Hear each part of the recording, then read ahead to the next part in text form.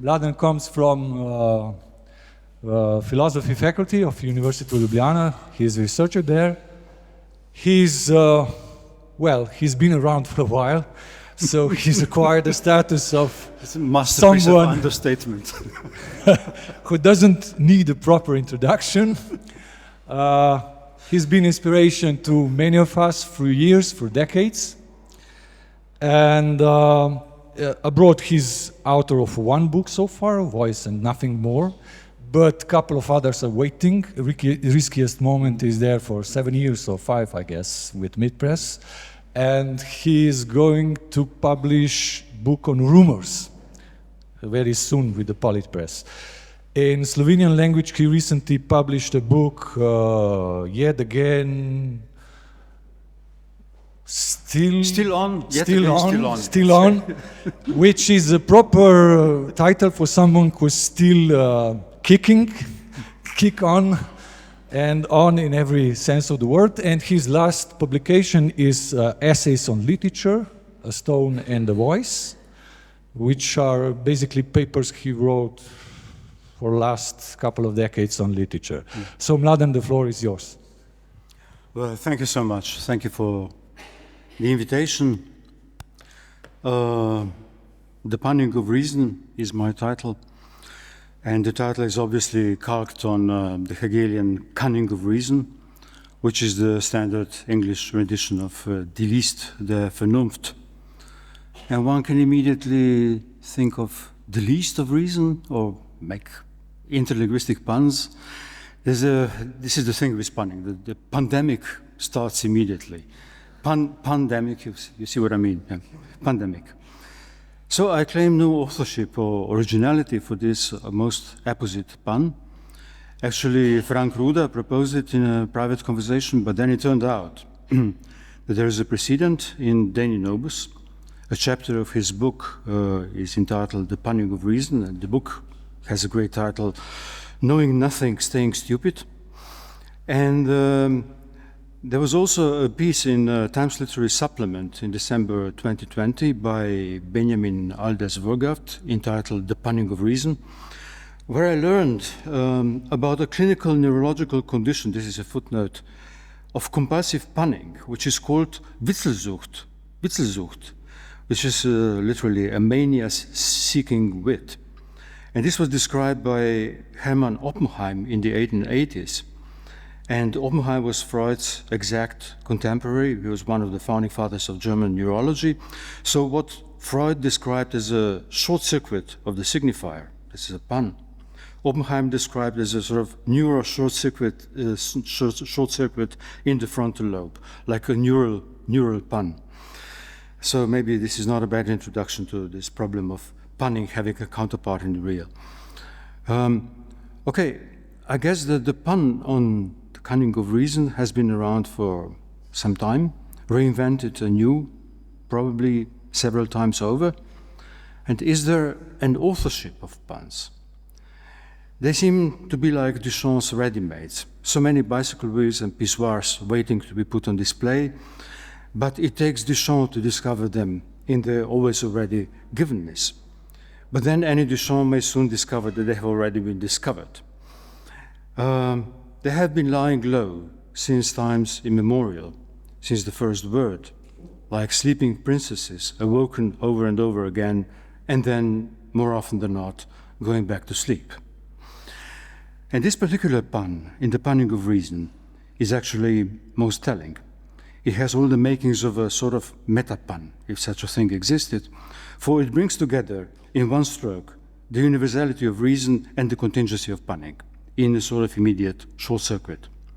Contingency from contango, co-touching evokes by etymology the chance nature of words touching other words in sounding alike, in their fortuitous echoes, and at the same time, this pun extends the nature of touching from the domain of words and sounds to touching upon universality itself. Reason itself is touched, is affected, is tinted by a chance nature of punning, where the universal suddenly discloses, if for a moment, the senseless, the meaningless background that lurks behind the emergence of meaning and universality. They overlap of the two is insightful, but also there is a streak of triviality. There is mere punning that lies behind, which is reputedly also the lowest kind of humor. Can reason be divested from punning, from the contagion of the senseless and the contingent, from the touch? Or are we to espouse punning as an excellent way to counteract the elevation of reason, its arrogance, its haughty pretension, its attempt to cut itself loose from its material vocal substratum, from the chance encounters of signifiers and sounds that it has to employ as a vehicle in the pursuit of universality? Something that reason wants to leave behind, like the Wittgenstein's ladder, once it has reached the proper domain of the universal rule. Or else, in the Hegelian vein, the cunning of reason implies that reason can take most unexpected, convoluted, and unlikely ways for its deployment, implausible detours, so that punning could then present a most suitable case of its cunning. It's being deployed precisely through what seems to oppose it. So does punning undermine the cunning of reason, putting its rationality to test, or does it rather pave the way to its victory? There is a very thin line between the two. Pun is a short circuit. It can be taken as a case of Freud's theory of jokes, according to which the more disparate and distant the domains that the short circuit brings together, the greater the saving of psychic expenditure. Ersparnis am psychischen Aufwand, says Freud. Hence, the better the joke. It's the volume of saving that conditions the release of laughter. But this is where this embodiment of cunning of reason in punning may well be considered as dubious, for it seems to make its task all too easy. Instead of strenuous and convoluted ways that the cunning should take to make reason progress, it takes an instantaneous shortcut, an easy way out. Instead of the Hegelian patience of the concept, the Geduld, reason rushes to a hasty outlet. But this is the thing with punning. It's a shortcut that saves labor, thereby constantly undermining reason while maintaining it through the lucky chance of finds. Is pun a poison or a cure? And I'll quote Alexander Pope, 18th century. I'll come back to the 18th century discussion of punning. He that would pun would pick a pocket. This is Alexander Pope. And it may seem that puns save the labor the way that pickpockets do. So there is kind of pickpocket theory of truth, as opposed to adequatio. Punning seems to be a trivial pursuit, a diversion, entertainment, as far removed as possible from the serious business of philosophical discourse, aiming at knowledge and truth. If the philosophical concepts are to be established in their universality and university, then the first strategy should be to avoid punning, to remove it as a nuisance that could divert the construction of concepts and into the mess of the contingent. Now, Aristotle's logic can be seen as a grand attempt to secure the university of concepts and to keep at bay all the misunderstandings and distractions. Hence, it's no coincidence, and this is really formidable, that on the very first page of the first book of logic, which is Categories, the first sentence, and even the first word in the Greek original, concerns homonymies, a generic term not only for the capacity of punning, the contingent sounding alike, but for something threatening with an ontological confusion.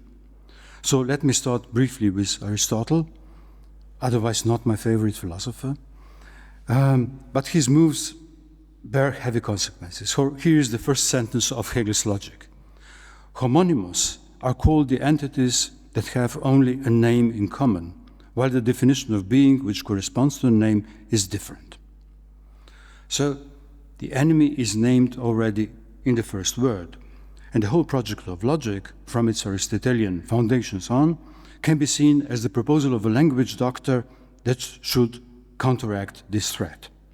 And what historically lurked behind in the background is the danger of the sophistry, which was the immediate enemy, the counterfeit philosophy, which thrives among other things, precisely on such equivocations and presents a great menace to philosophy proper. So sophists may be considered precisely as the agents of punning. Here is how the sentence continues in somewhat unexpected direction, kind of mind-boggling. I quote from Aristotle, "Thus, for instance, a living being, zoon, can serve as a name for both a man and its figure in a picture. These have only a name in common, and the definition of being which corresponds to the name is different. For if one is to define in what sense each is a living being, a zoon, one will give two distinct definitions." Okay, end of quote.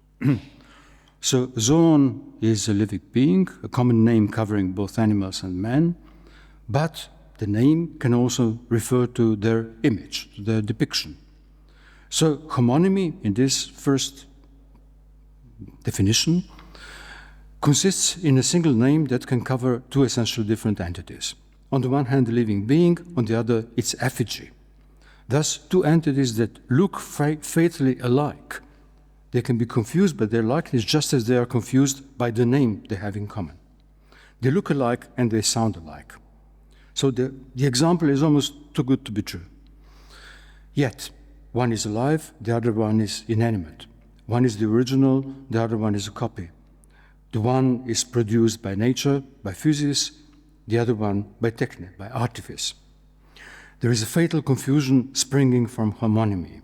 The ontological counterparts couldn't be more different despite the ominous similarity of their both visual and acoustic outlook. So the passage is astounding, I guess, most of all because of its conflation of words and things, of the discursive and ontological. Words sound alike, things look alike. There is the same battle to keep them apart. The trouble with homonymy arises when two essentially different entities are coupled together under the same label, producing the specter of their co-substantiality. Now, zoon, the same word, equally serves as the vintage case of synonymy, and this is then the next paragraph on the first page of Logic. I quote, "When things have the name in common and the definition of being which corresponds to the name is the same, they are called synonymous. Thus, for example, both a man and an ox are living beings," so on. Each of these is called by a common name, zoon, and the definition of being is also the same. So, we're surprised to learn that men and cattle are synonymous, being both zoon by definition, while man and his image are homonymous. Homonymy is an illegitimate kind of synonymy, transgressing the nature-culture divide. And there is something like vertiginous in these examples. This is not just the problem of proper naming and sorting out the correct use of words. The danger is that words encroach upon things and that the problem of the use of language has to be sorted out in the same go with the ontological problem. Names are not mere names. They have dangerous ontological impact. They touch upon the logos out there. Now, one could say that the problem with homonymy and synonymy, the way that Aristotle poses the question, is simply that of polysemy. All one has to do is provide the proper classification of the different meanings of a word to avoid confusion. And Aristotle is the great classifier, the master classifier. All vocabularies are, in this sense, Aristotelian enterprises. Words happen to have different meanings that should be carefully kept apart, categorized, catalogued. Thus, zoon can refer first to a living being, second to its image, etc. But the trouble is that polysemy cannot be quite held apart from homonymy in our modern meaning. And I won't go further in this. I'll just give Barbara Cassin one sentence. She aptly put it: polysemy is nothing but homonymy under control, homonymy kept at bay, or homonymy kept in check. Okay, but where does this trouble originate? It has this curious need to begin the project of logic with homonymy and its expulsion. Where does the problem of homonymy, polysemy, equivocation, ambiguity stem from? Now we can jump from the first page of Aristotle's logic to the last part, the Sophisticus Elenchis, on sophistical refutations, where the struggle against the sophists becomes explicitly. He actually rejoins these opening moves. Here is a quote now from the end of logic. For since it is not possible to converse by bringing in the actual things themselves, we use names in place of the things as symbols. We think that what happens with the names also happens with the things. Just as in the case of people who calculate with counters, with the abacus. But it is not similar, for names and number of expressions are limited. Names and the number of expressions are limited, while the things are unlimited in number. So there's a limited number of names. There's an unlimited number of things, apeira. It is necessary then that the same expression and one name signify many things. So just as in the former case, those who are not clever at handling the counters are led astray by experts, in the same way too, in the case of arguments, those who are inexperienced with the power of names miscalculate or misreason both in their own conversations and while listening to conversations of the others. Okay, this is the quote. So the argument is minimalistic and ingenious in its simplicity. There is an infinity of things, while the resources of language are limited. There are not enough words, names, symbols, so there is a structural necessity of ambiguities, of equivocations, of polysemy and homonymies. Hence, the call for universality, an ideal one-to-one relationship, and the passage already contains another model, a counter model, that of the counter, precisely, the abacus, which, with a limited number of small stones, univocally refers to numbers despite their potentially infinite progression. One just has to learn the technique of handling them. Handling a handful of pebbles will do. So mathematics could thus serve as a model for formal logic, for isolating a number of purely formal elements, devoid of content, to deal with the infinity of possible contents and thus avoid equivocation. So the question can be put in this way: is there a matheme of language? Can a simple device like abacus serve in an incipient way as a cure to counteract the linguistic mess? And there is like a slide from Aristotle's attempt at logical formalization to Lacan's matheme. So there is a double problem that Aristotle has to tackle. On the one hand, there is the lack of words. Words are structurally deficient in relation to the infinity of entities they refer to. They are limited in number, no matter how vast their wealth of vocabulary or its sophistication. They are always missing. Missing in the sense of lacking, and missing in the sense of not quite hitting their targets. On the other hand, there is a surplus on the side of words. This is the other problem. There are equivocations, homonymies, ambiguities, and phibologies, producing the specter of reference which doesn't really refer to any proper entity. We cannot avoid thinking that what happens with the names also happens with things, as Aristotle put it. They produce ghosts. And one can be reminded of Hamlet's line, "There are more things in heaven and earth, Horatio, than are dreamed of in your philosophy." And one can be reminded of Lichtenberg's crafty addition that Freud treated in his book on jokes. But there are also many more things in philosophy than are to be found in heaven and earth. So Lichtenberg seems to be an Aristotelian. He implicitly proposes that philosophy should be rid of the surplus on the side of words in order to do its job properly, in view of universality, of the verifiable, within the limits of the possible. Okay, this is a longish paper, and I will leave out actually Plato and Cratylus. And in Plato, you have exactly the opposite strategy. All names are puns. All names are collage. And it's precisely because they're puns. He comes up with all these fancy etymologies of names. This is what qualifies them to touch the real. This is the real of the homonymy touches upon the real of the thing by the similarity. So the pun value is what says for the correctness of names. It's exactly the opposite. And, you know, Plato's Cratylus reads a bit like Finnegan's Wake. Okay, I'm leaving this out. It would be too long. Now, let me jump a couple of thousand years to briefly consider the discussion of punning and homonymies in the heyday of the Enlightenment, in the era that put its hopes into the progress of reason, its universality, and also in its cunning. There we have again, in a very different context, the ideal set by Cartesian formulation of clare e distincte, of the clear and distinct grasp based on clear and distinct use of language. Punning is again the enemy, and it seems that this enemy got formidable proportions. This is like a modern version of Aristotle's campaign. The circumstances are very different, but the logic is similar. Well, first of all, as an aside, I'll come back to this.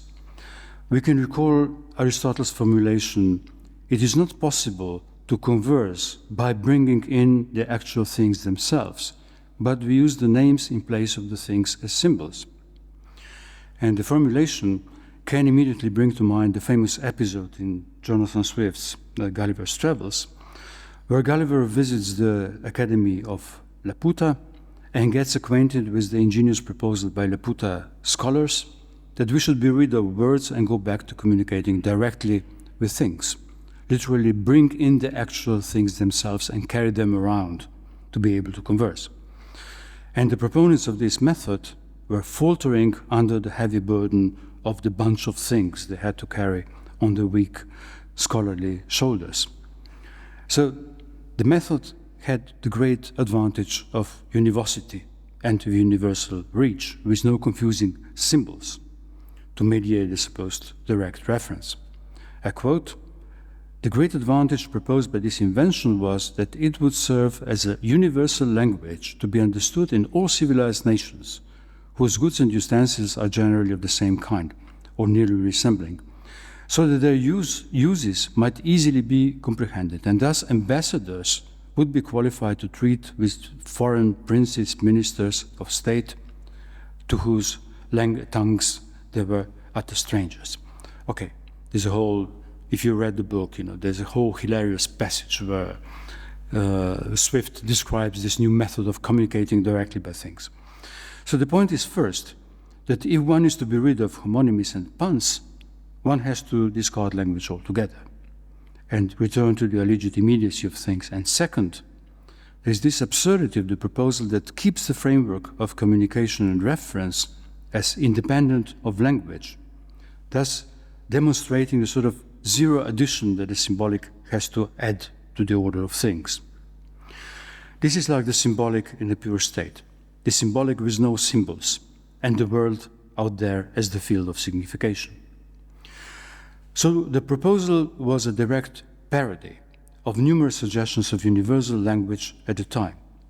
Leibniz, the Characteristica Universalis, there was immediately, the immediate target was John Wilkins, who was immortalized by Borges's famous piece. This is the piece which contains this classification allegedly stemming from a Chinese encyclopedia. So the proposals of a universal language were mushrooming in 17th and 18th centuries. While Swift, a man of thorough classical education, it's likely that this passage was actually directly inspired by Aristotle as the sort of universal language in reverse. But this is an aside. Now, strange as it seems, and perhaps not so strange given this obsession with universal language, with clare and distincte, there was a war going on regarding punning. In 1714, an anonymous pamphlet was published in London with the title "God's Revenge Against Punning, showing the miserable fates of persons addicted to this crying sin in court and town." A pamphlet that saw punning as a pest undermining the English language, and beyond that, on a larger scale, undermining all authority, social and religious. And it quite literally, this pamphlet, compared punning to the Great Plague of London and the Great Fire of London. The two largest traumatic catastrophes that befell the city of London in 1665-66. So the author compared punning, anonymous author, to contagion that has first crept in among the first quality, the higher classes, descended to the footmen, and infused itself into their ladies.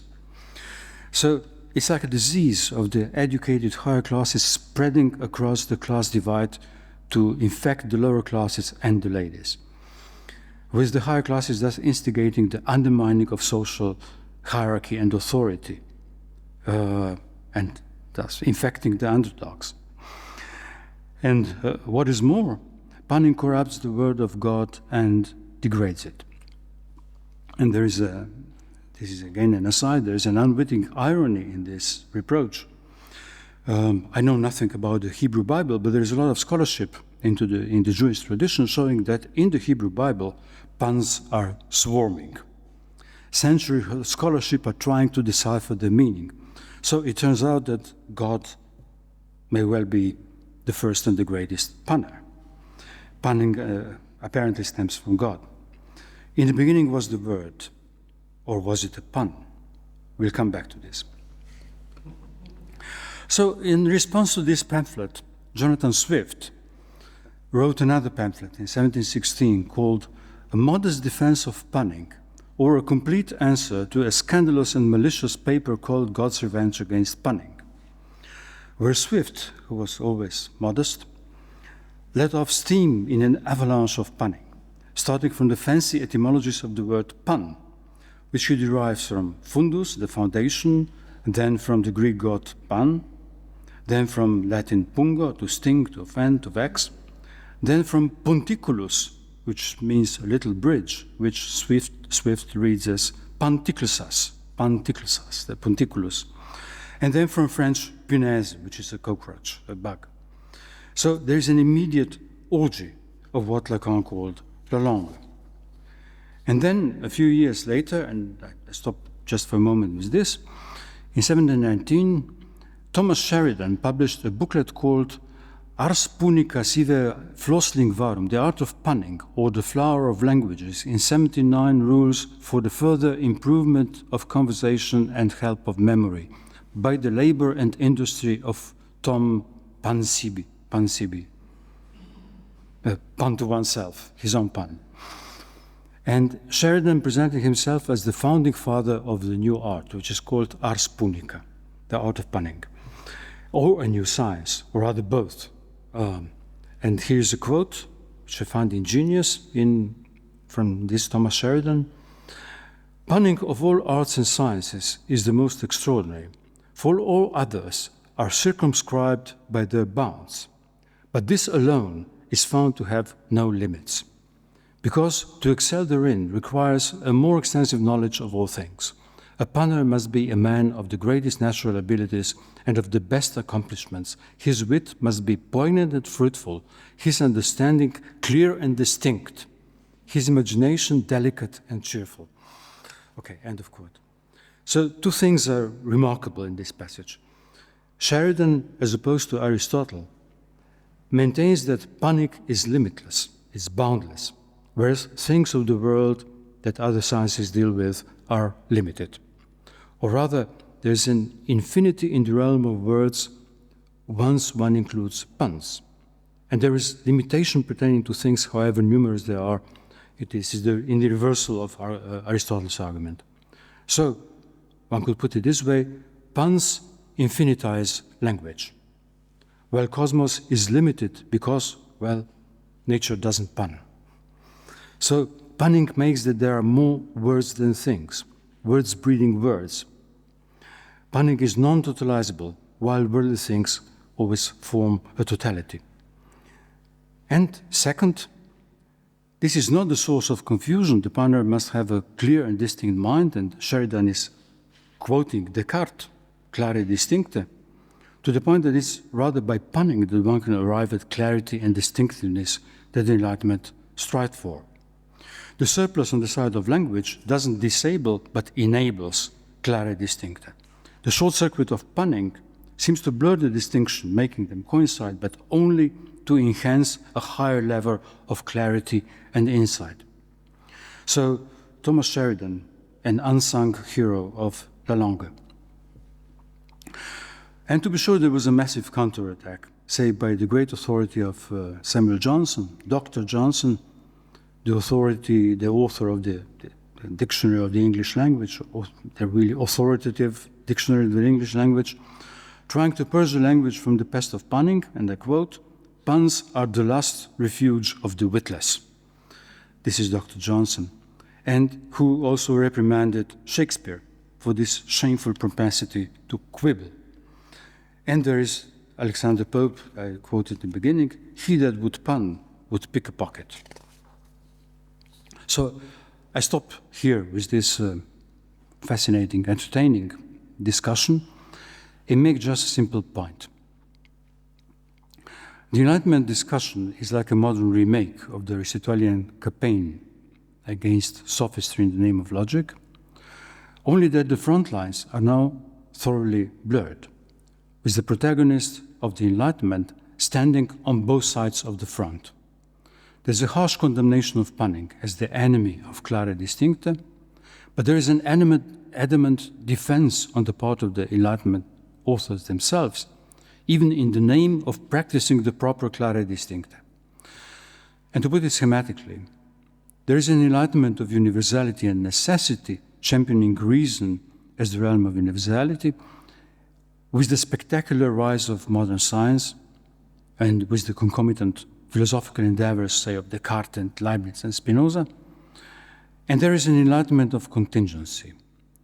Punning is a telling symptom, but in the larger scope, one can quote, say, three great literary testimonies, three vintage Enlightenment masterpieces: Voltaire's Candide, Lawrence Stern's Tristram Shandy, and Diderot's Jacques the Fatalist and his master.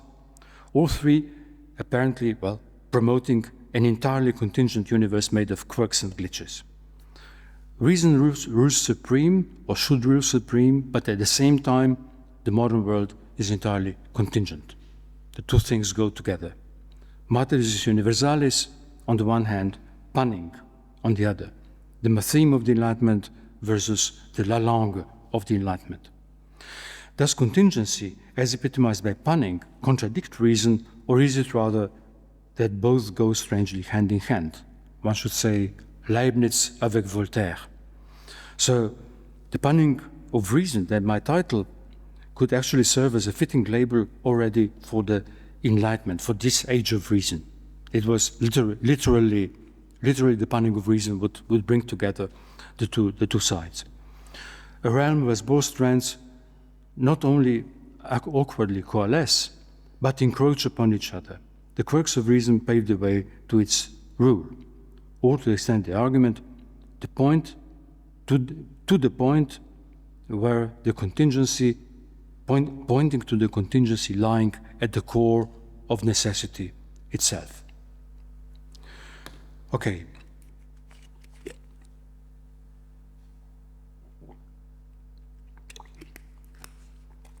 My next case, my next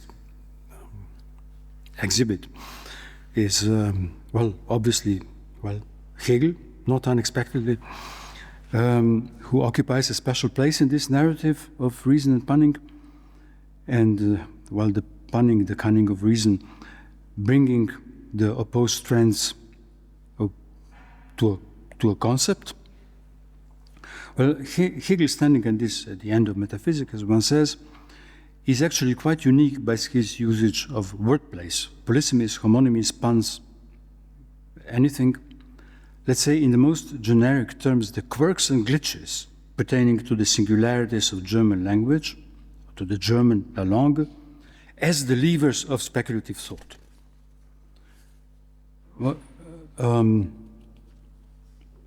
It's the peculiarities and singularities that serve as a resource of the proper universality. If one is to come to the proper level of speculation, one has to, Hegel ever so often, incredibly often, has recourse to these resources. And the list of such instances is too long for it to be a coincidence. Jean-Luc Nancy, in La Remarque Speculative, provided a long inventory, I don't know how exhaustive, and here are just some examples. But each of them would demand a longish commentary, so very briefly.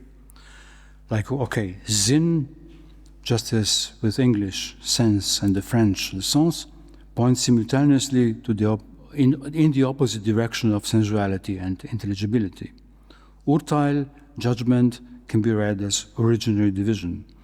Wahrnehmung, perception, can be understood as to take something to be true. Meinen and mein, to have an opinion and to take it to be mine. Grund and zugrunde gehen, ground, and to go to ruins, quite literally, to go to the ground. Ground as a foundation. This is the introduction of the concept of ground in the logic. Ursache, cause, can be read as the originary thing, Ursache. Eins, the introduction of one in logic, depends on the German expression was für ein. So the most abstract philosophical concept of one is extricated from the colloquial German expression. What for one thing this is. So the examples are many. The Crown exhibit is, of course, Aufhebung, sublation, a quintessential Hegelian concept, meaning both to retain and to abolish and to lift, thus untranslatable into any other language by a single term. So these examples point in different directions, but what they all have in common is that the peculiarity of an exception is taken as a starting point of the rule, opening up the very quality on which to build a speculative concept. The stringency of a concept coincides, if for a moment, with the contingency of wordplays. The examples are too numerous that one is tempted to say, even pushing it a bit, there is no dialectics without punning. If I take the liberty to use punning as a sort of generic terms, covering all these peculiarities.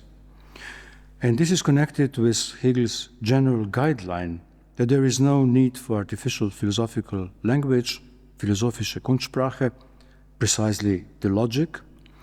And this was, the philosophische Kunstsprache was precisely the ambition of the entire logical tradition. So Hegel stands at the opposite end.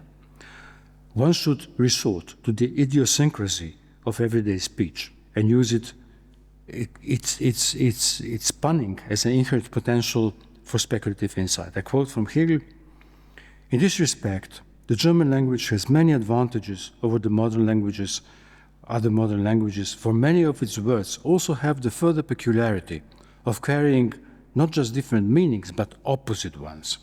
And in this, one cannot fail to recognize the language's speculative spirit. It can delight thought to come across such words and to discover in naive form, already in the lexicon, as one word of opposite meanings. That union of opposites, which is the result of speculation, but to the understanding is nonsensical.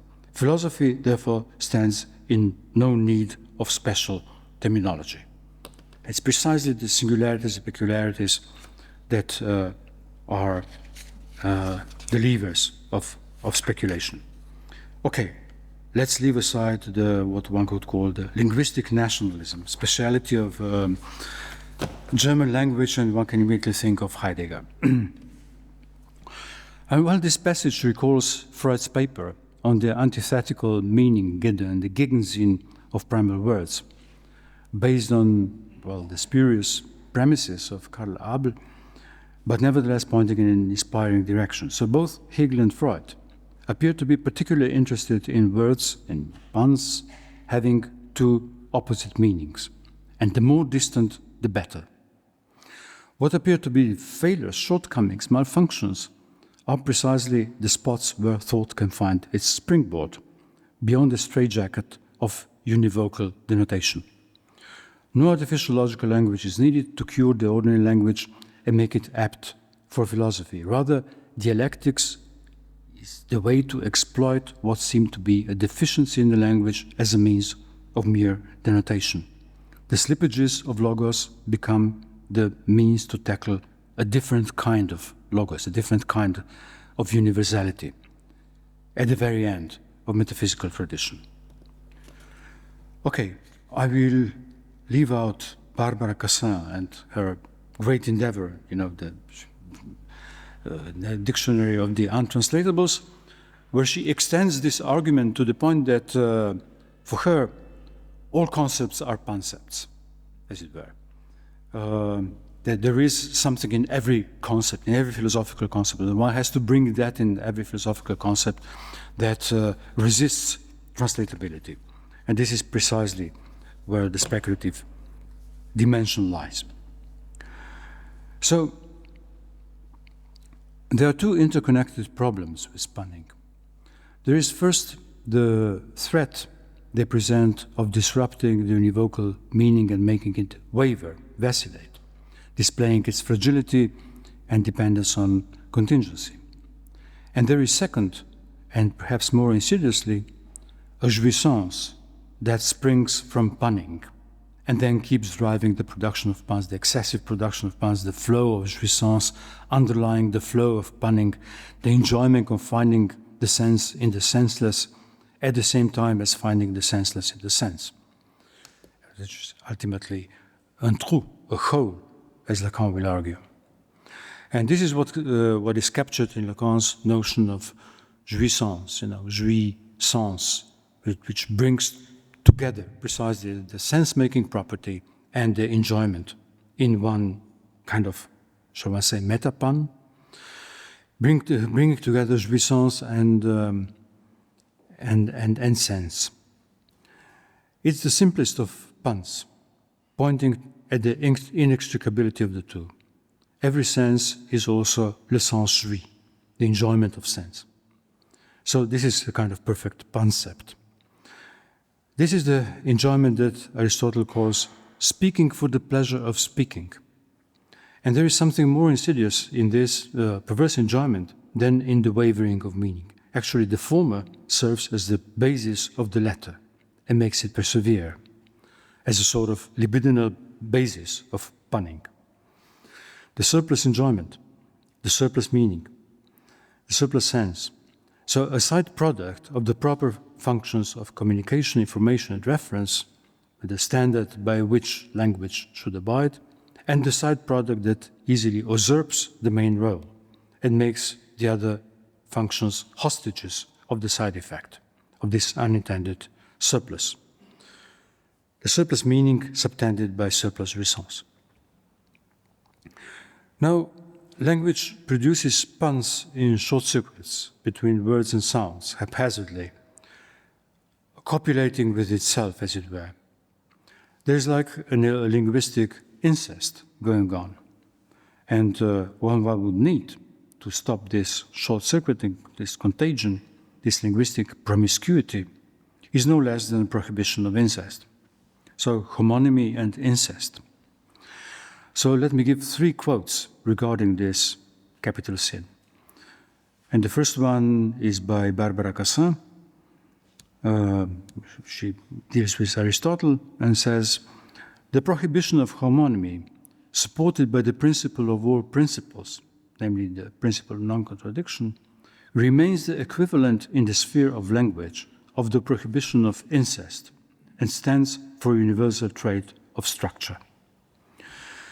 So the implication in the quote is also the implicit parallel evokes Lévi-Strauss and his claim that the prohibition of incest is the only universal trait of all human societies, of culture as such. So that in an analogous way, there is the prohibition of linguistic incest imposed to maintain the universality of the structure, of the proper use of language, ultimately linguistic structure as such, against the impending chaos of linguistic promiscuity. So there's a history of philosophy to be written under the label of the prohibition of incest. And Cassin's heart is fully on the side of the offenders for lifting the prohibition that has oppressed us for so long. Now here's another quote by Slavoj Žižek, by early Slavoj, young Slavoj, from 1976, like almost half a century ago. There, in one of his very early books, deals with Plato's Cratylus, which I left out. And I quote from Slavoj. In Plato's Cratylus, we have the metonymical convergence of the sign and the signified thing, which provides the support of the whole linguistic edifice, since it functions, so to speak, as its own support. At the same time, the sign and the signified. What refers to round is itself round. Okay, this refers to Plato's example that O, the letter O, emulates the roundness of its referent. From the point of view of psychoanalysis, this can be termed the language of incest, the impossible point of coincidence of meaning and being. So Salvo's argument, almost after 50 years ago, invokes both the short-circuiting in the copulation of words and, more dramatically, the way it implies a short-circuit between the word and the thing, both pertaining to incest. This can recall Aristotle's concern that linguistic homonymies entail ontological homonymies. They have ontological consequences, the confusion of mixing up words and things. And Plato in Cratylus presents the inverted form of this argument, namely that linguistic short circuits invoke the ontological referent precisely by homonymy and can thus form the hold of ontological incest as the basis. But this argument is, Plato's argument is retroactively suspended. At the end, Socrates comes up saying, well, all this is very confusing. What we should revert to is silence and abandon words, names altogether, and grasp the thing in its immediate presence. So it's kind of very strange that this flow of linguistic jouissance, and Plato gives like 130 examples of fancy etymologies, is cut short. And the fantasy of the impossible linguistic ontological incest is ultimately matched by another fantasy of the silent word as the basis of reference beyond language. So this may be Plato's way of prohibition of what the dialogue has so profusely expounded. And here's my third and final exhibit, a passage from Alenka's last book on Antigone. And Antigone is the extension of the Oedipus story, so dealing so centrally with incest. I really like this quote. With puns and homonymies, language functions and paradoxically also makes sense, not through purely differential structure, but through contamination, contagion, coincidence, short-circuiting, through impossible incestuous liaisons between words or sounds. Incestuous because they ignore the law of the difference, given that they are based on similarity or even sameness. So we could say, in language there are only differences, this is so sure, except that there is also incest. This is perhaps how the Freudian contribution to linguistics could be summed up in one sentence. This is the end of quote. So here we come finally to the gist of the matter. To psychoanalysis and the Freudian contribution to this long history of expulsion of punning, as well as its undercover reintroduction in roundabout ways.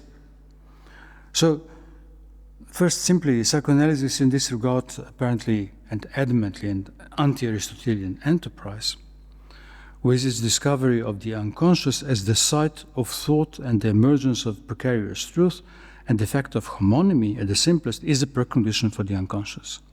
Homonymy is its home ground, or rather the agent of its dehoming.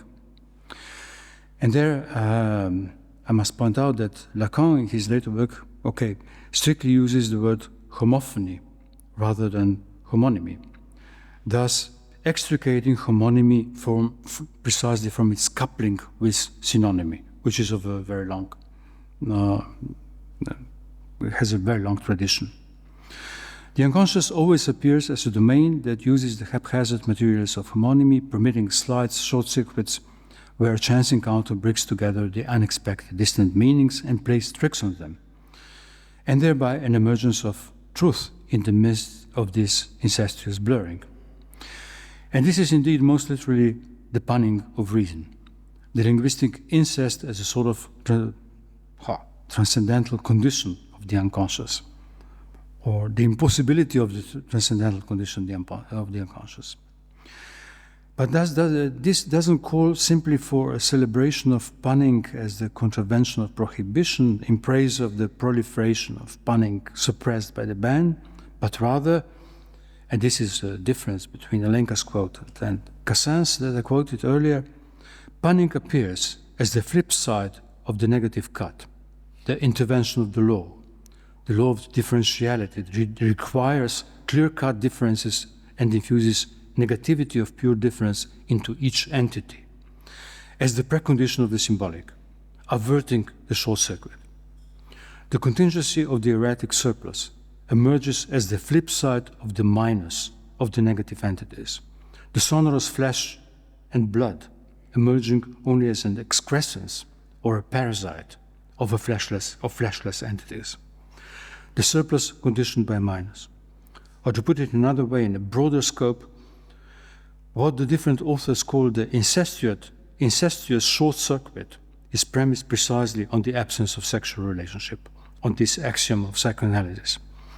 Absence, says Lacan, in a pun invoking both the absence and the outside of sense, the proliferation of jouissance being the flip side of absence. And this, il n'y a pas de rapport sexuel, il n'y en a pas, you know that you have a series of Lacanian puns on this. He at some point writes it like H-I, H-A, and etc. So the very axiom is the source of punning, is a constant source of punning.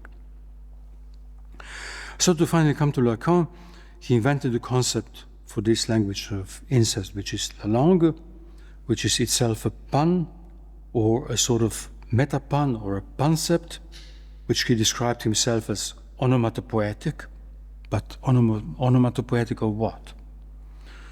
Which natural sounds does it emulate? Well, precisely the babbling of the acquisition of language or the stammering of the signifier as a minimal gesture of repetition grafted upon differentiality. But it's not only the concept, the puncept designating this necessary and contingent excrescence. There is more. The langue doesn't function as a meta-pun, nor does absence, nor does this y en a pas, but rather as the impossibility of meta-puns. It is itself inscribed into the referent it describes. It is inscribed in the referent in the referent it describes. There is no metaposition in relation to it. The concept already practices la langue.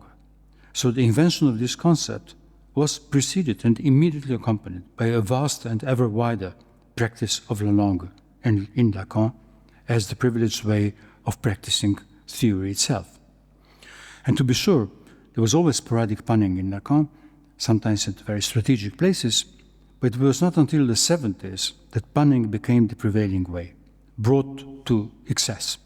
At some points, there is hardly a line without multiple puns, and one would need volumes in order to extricate the implicit meanings, the operations there. And I'll give you just one example, a very short example, which is little known, and it was unearthed by Denis Nobus, which is sort of poem of a sort. It stems from a page of a manuscript that Lacan gave to Jean-Michel Vapro, his close collaborator in the 70s, which features like a minimal riposte, the punning riposte to Heidegger.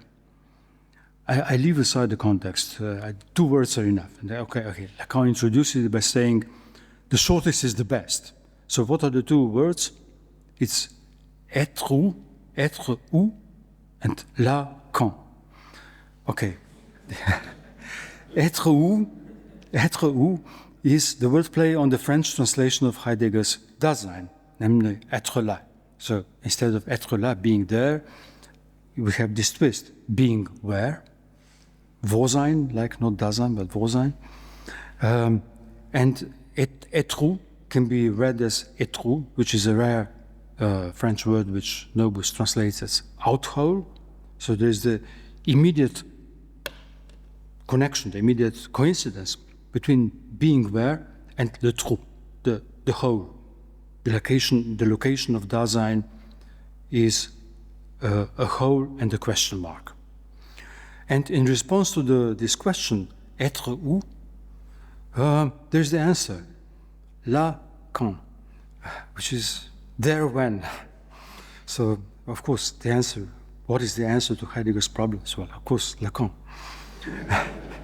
So, I'll stay with this absolutely miniature case, where one can immediately appreciate the absolute minimalism of means and the intricate theoretical references, implications. Actually, the hard work of theory is being spared by a happy find, bringing together these separate, widely separate domains. It's like a, pickpocket response to Heidegger. And there is like and coming to my end, there's like an extended kind of incest or short-circuiting going on in this strategy. On the occasion of the publication of Traumdeutung, Freud wrote in a letter to his friend Vlies, he says, "Die Traumdeutung ist ganz dem Unbewussten nachgeschrieben. The interpretation of dreams is written on the dictation of the unconscious, following the principle of Itzik on the Sunday ride." Itzik, you know, is this figure of Jewish jokes. "Itzik, where are you riding?" "I don't know, ask the horse." So this is how Freud describes his own writing of Traumdeutung. So there is like a short circuit between the language of the unconscious and the language of theory. The la langue of theory emulates the la langue of the unconscious. This is the Lacanian step further in this joke. So the la langue of the unconscious, to the point that they are both like a series of like free associations driven by punning and how to tell them apart. And one can just think of some passages in Joyce Le Symptôme or in L'Étourdi, which are just, so packed with punning.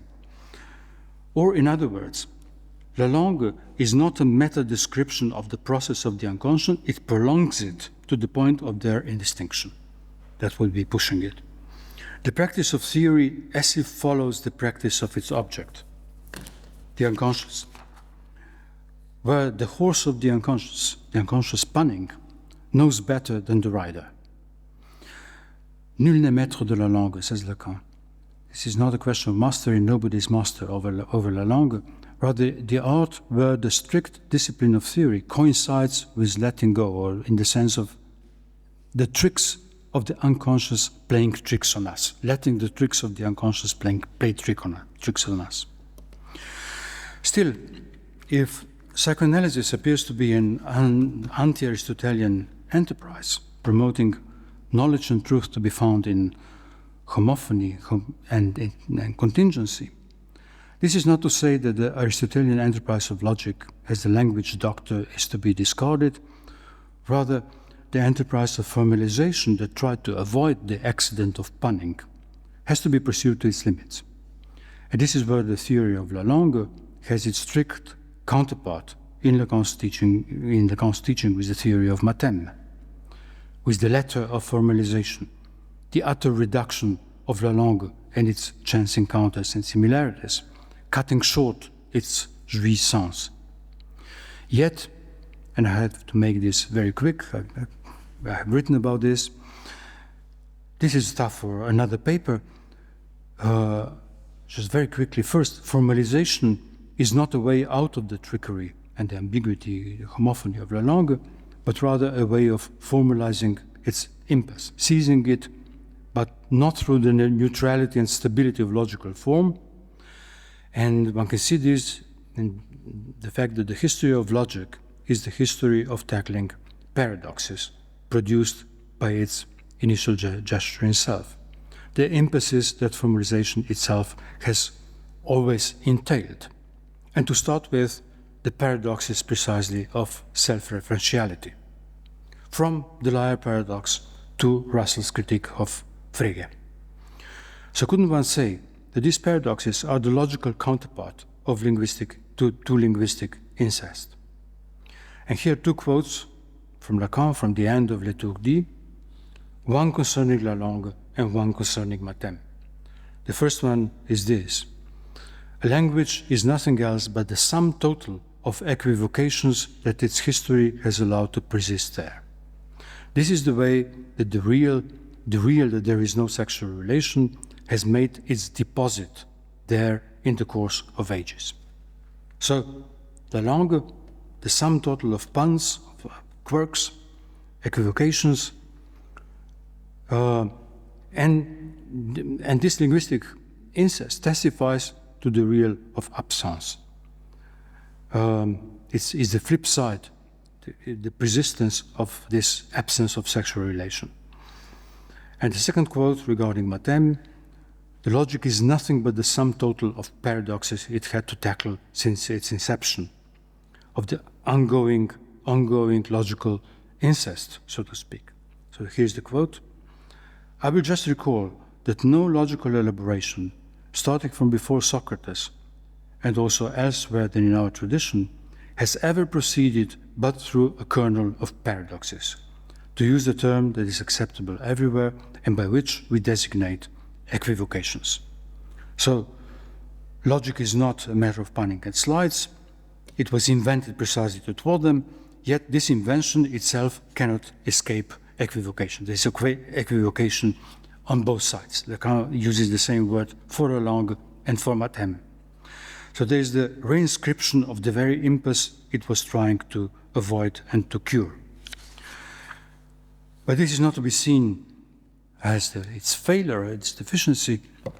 The fact that it necessarily leads to impulses is the way that it holds to the real.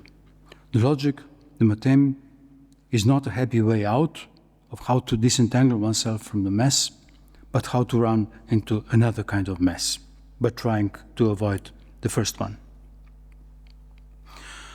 Okay, I will leave the last word to Beckett, maybe not unexpectedly. In Murphy, in his early novel from 1938, we can read the following. Not the least remarkable of Murphy's innumerable classifications of experience was that into jokes that had once been good jokes, and jokes that have never been good jokes. What but an imperfect sense of humor could have made such a mess of chaos? In the beginning was the pun, and so on. So, in Murphy's paraphrase of St. John's Gospel, there is the pun that, in the beginning was the pun, there is the pun that from the outset keeps corrupting the foundational word, logos. And logos also means meaning and reason, so there is quite literally the punning of reason. This is where it started, at the source, at the very intervention and imposition of the symbolic, with the word of God, with logos. So this one could call Murphy's Law. And the novel is called Murphy. And this precedes actually the Edward Murphy Jr., after whom the Murphy's Law is named. And he was an aviation engineer in 1948. Okay, we have Murphy's Law. But punning is a low sort of humor, not even a joke. For a joke needs a narration leading to a punchline, while a pun looks like a punchline in search of a narrative. It's a pun line, not a punchline. It all started with a pun, and we are still looking for a narrative that would figure it out. So according to Murphy's classification, there are actually no good jokes. Only the ones that have allegedly once been good, but their use-by date has expired. Even the jokes aren't what they used to be. So puns in this classification belong to the category of jokes that have never been good. And it was with such a bad joke that it all started. The word logos was supposed to make order out of chaos, but look what happened. Its bad sense of humor only managed to make mess out of logos. Only bad sense of humor could have made such a mess of chaos, out of chaos, sorry. So it was bad from the start. There was chaos, but then the bad humor of punning intervened to turn it into a proper mess. But can a joke that was never a good joke to start with be turned into a good joke? Can there be a reversal of this Murphy's Law? Or can one hope to make a better mess, or a proper mess, or to fail better? Could this be the modest mission of psychoanalysis, a modest proposal in Swift's spirit, entailing a radical transformation? Thank you.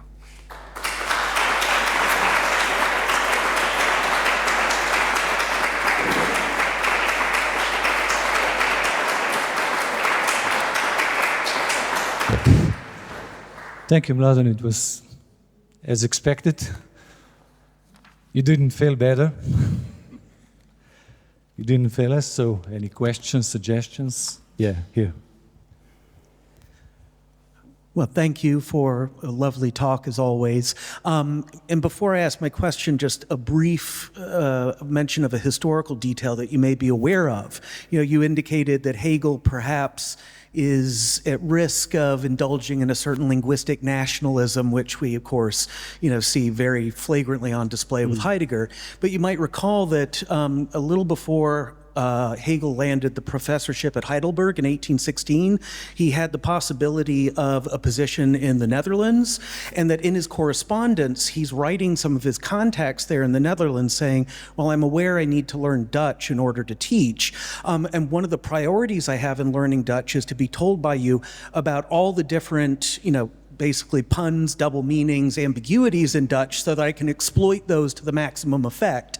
And that seems to indicate he's willing to venture that languages other than German might provide similar sorts of linguistic resources for speculative thinking.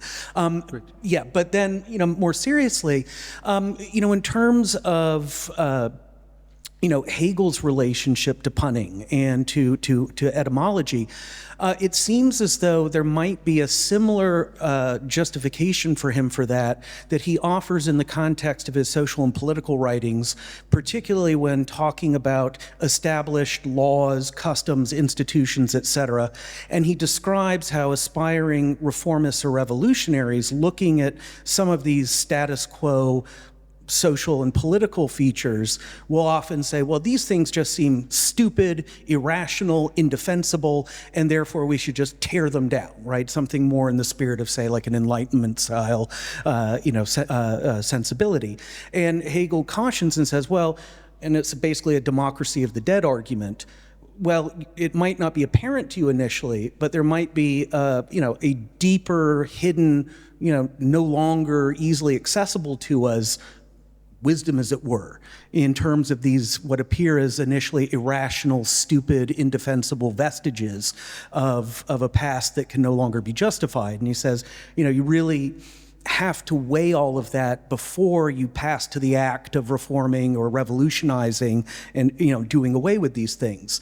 And it seems as though there might be something similar in terms of his sense of etymology as being linked to a larger history, and that there's almost a sedimentation of a certain no longer easily accessible to us rationality of a deeper history that then we get transmitted in the guise of these bits in language that are left over that involve these what appear to us to be just merely stupid short circuits that are useful for humorous purposes but nothing more serious, and yet Hegel puts them to serious work. And then that seems to suggest, along with your way of talking about Lacan's later faith in the voice of la langue, and by him punning, trying to, in a sense, tap into that greater, as it were, unconscious knowledge of the unconscious itself in its theorization by him as a conscious theorizer. This seems to indicate a weird, connection between Hegel and Lacan on this level too. But that, as a proposal, I don't know whether or not you would find that congenial, but certainly the way you framed it made me think there's that possible link between the two of them. Oh, well, thank you. I know it's good. It's an inspiring proposal. I haven't really thought about it in this way. But did I understand you right? You made a connection between Hegel treating the irrational, old, whatever, institutions of the Ancien Regime as something that is nevertheless to be kept as a pertaining to a certain tradition that has to be kept in a new kind of order. Well, he at least seems to indicate that not that we would necessarily conclude on considered reflection. You know, he wouldn't say, all right, don't go, you know, the French Revolution was a big mistake, you know, because it didn't fully reckon with all of the hidden accumulated rationality of past generations that, you know, were involved in setting up this whole regime that then gets torn down. But just that he says, you know, it's not so easy to superficially assess this. And in a presentist, you know, ahistorical... Yeah, I understand what you mean. So you made a direct connection between this, his political stance in relation to this, and sort of etymologies which somehow retain the tradition alive in the language itself. Well, it's interesting because he doesn't seem to offer... I'm sorry. He doesn't seem to offer as considered a kind of, you might say, philosophical justification for his exploitation of things like, you know, the double sense of Aufhebung, et cetera. But it seems as though in his social and political writings, he has something that if then, you know, we think about these meanings that he capitalizes on, that it would provide, you know, once we think about the history of language is analogous to how he treats social history in this regard, it would be like he would have a more considered defense of his ordinary language recourse to, all right, in German it happens to be, you have these felicitous, you know, double meanings, et cetera, which I'm now going to capitalize on. Yeah, right. Okay. I see what you mean. I agree. I largely agree with this. And this is, of course, very different from Heidegger's use of etymologies. I mean, he was a sort of compulsively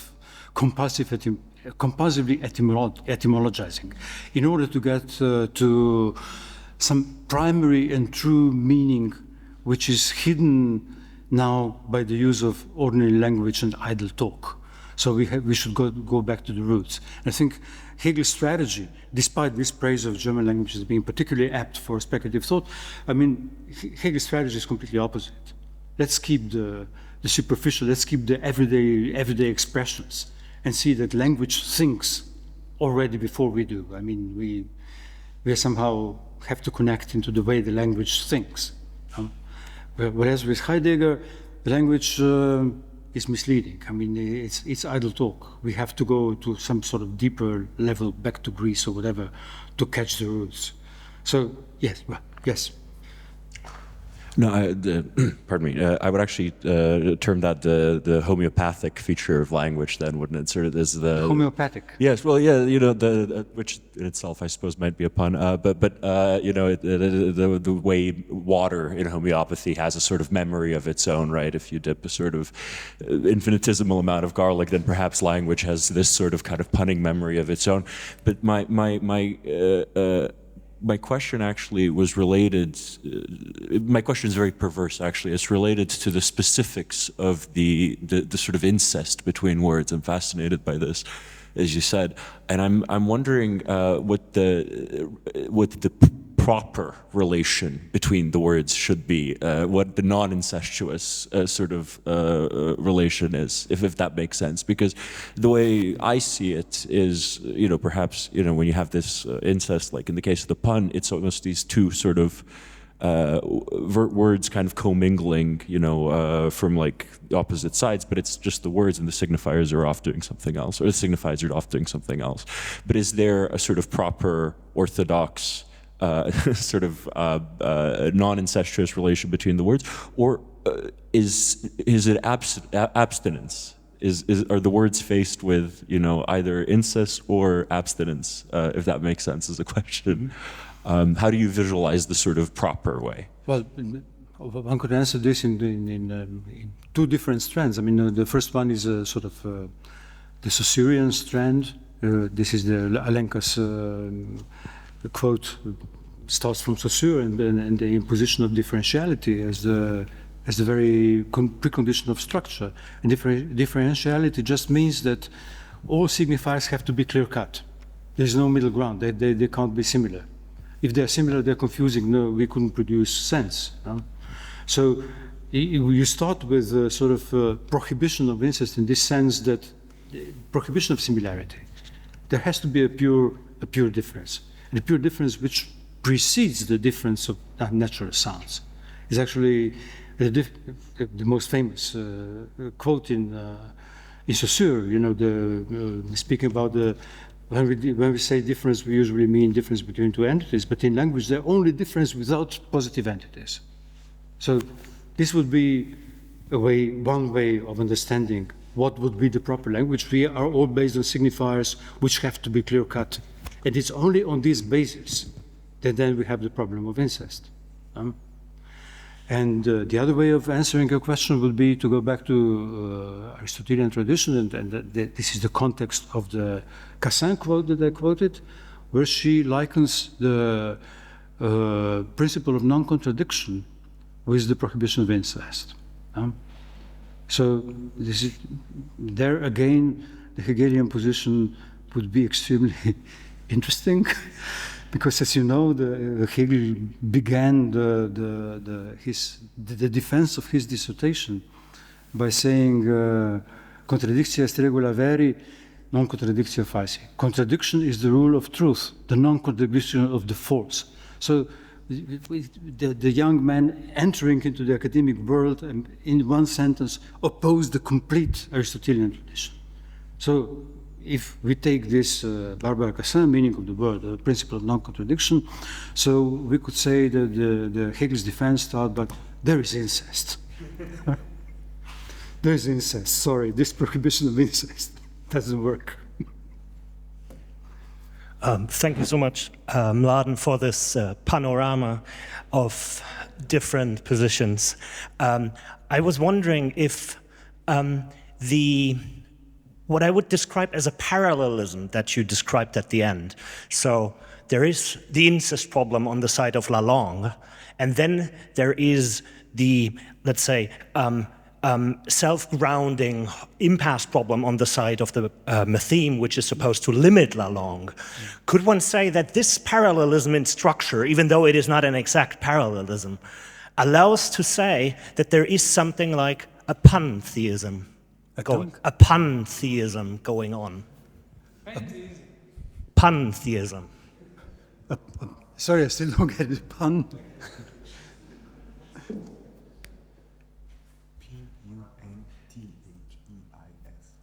Pantheism. Oh, oh, sorry. Sorry. Sorry, there's always this acoustic impossibility of this space. No? Everybody's struggling. Everybody's struggling to get the. So pantheism. It's an excellent proposal. Yes, yes, I immediately agree. Pantheism. I would be a pantheist. Yes. Also in the sense that this would bring together both Matheme and Lacan. That there wouldn't be the like on the opposite strands. Yeah, great. Sorry. One more? One more. Okay. Thank you, Mladen. I'm wondering because I feel that there's an implicit distinction that should be made between sort of two varieties of equivocation that within at the end of leaving the aside, but even leaving aside Matheme. One is la langue, right, which would be the kind of stream of equivocation, almost like an analytic of speech, which is precisely which does not consider signifiers to be differentiated, versus a pun, like jeu de mots as such, versus a pun, like un jeu de mots or a trait d'esprit, like a familionnaire, right? Like that kind of pun, which is a particular conjunction of already differentiated signifiers.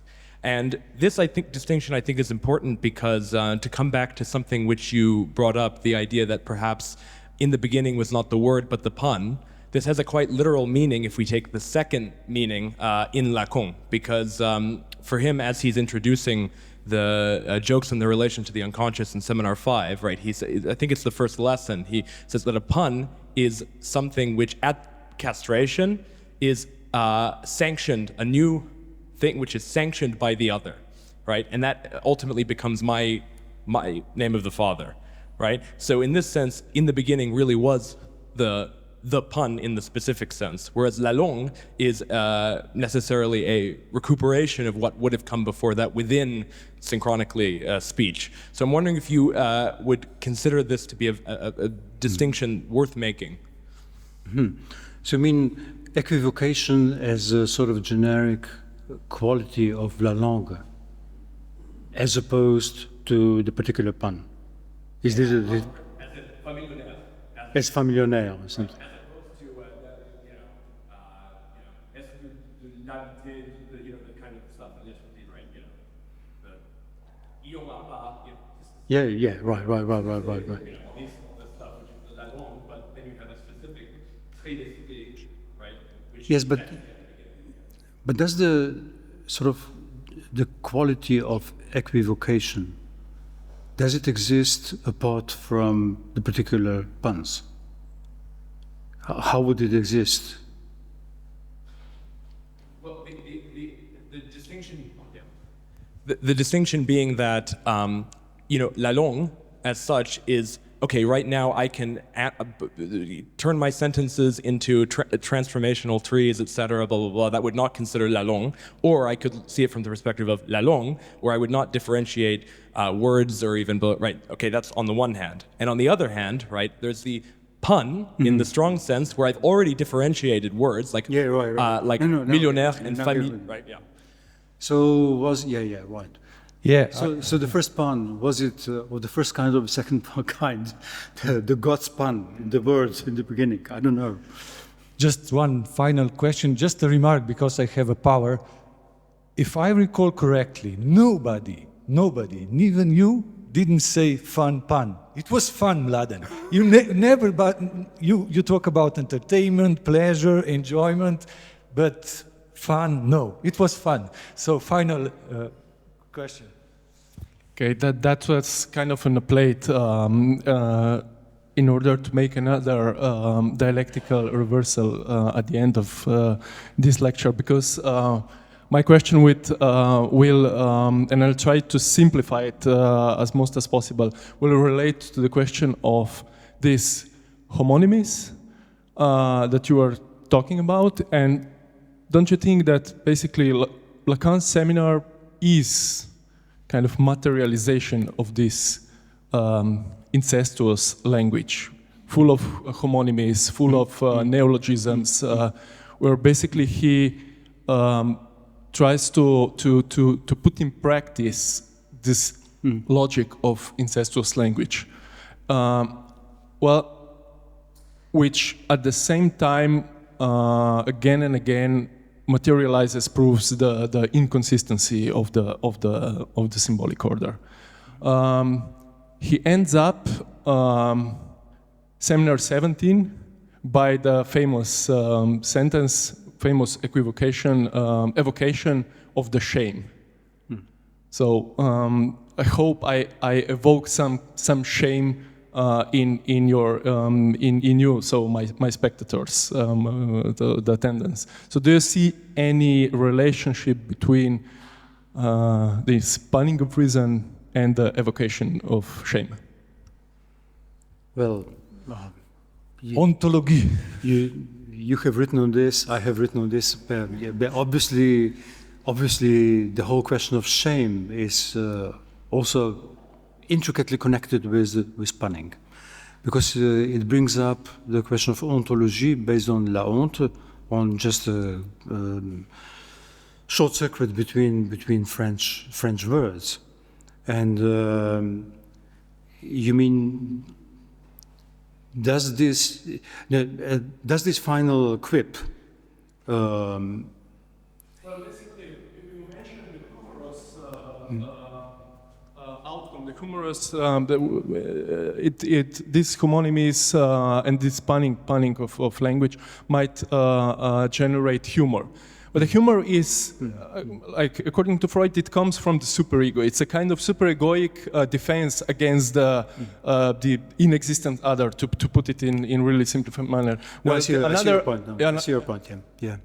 Your question is very much to the point. The moment you evoke jouissance, it's never innocent, It's, I mean, it's connected with superego. The superego demands resource, and there is also a sort of in punning. I mean, why is it so contagious? I mean, it's really, the moment you start punning, there are puns everywhere. And you have this kind of enjoyment which is driving the punning, which becomes a sort of obligation or a duty. The moment you start enjoying, it's not just enjoy, let's make more fun, but it's a duty to produce puns.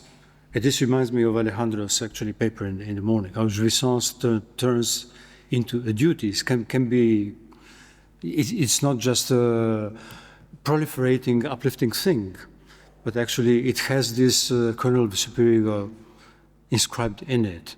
And indeed, the question of shame is then the flip side of this. You mentioned at the end, you mentioned the metaphor of the rider.